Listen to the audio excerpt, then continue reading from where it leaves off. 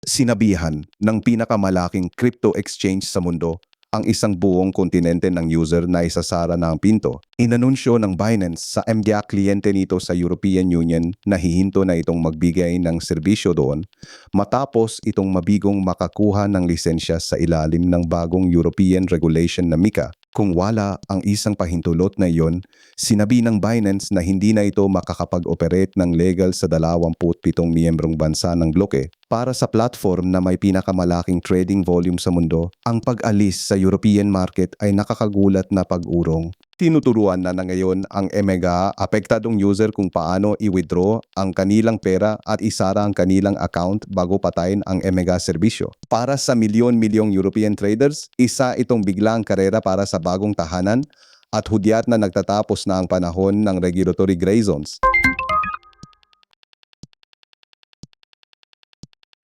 Ang teknolohiyang sobrang pinupuri ng crypto world ay tahimik nang kinukuha na ngayon ng trabaho ng MGA taong bumubuo nito.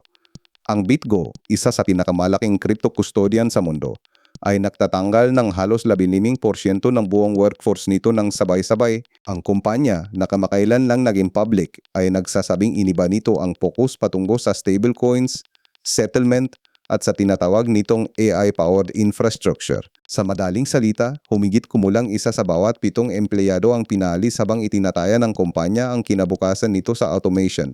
At hindi nakaisa ang BitGo. Sumasabay ito sa lumalaking alon ng mga crypto firm na nagbabawas ng tauhan habang nagbubuhos ng pera sa artificial intelligence. Na ngayon, kahit ang crypto, isang industriyang ipinagmamalaking ang panggugulo sa iba, ay natutuklasang maaari rin itong magulo ng mismong AI na taon-taon nitong pinuri.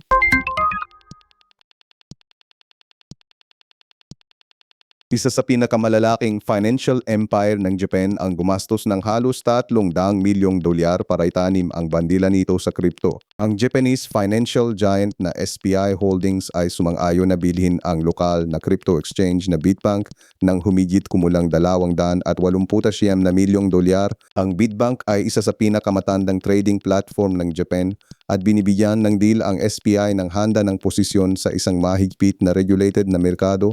Isa itong kapansin-pansing tanda ng kumpiyansa sa isang linggo kung kailan bumagsak ang presyo ng kripto halos kahit saan.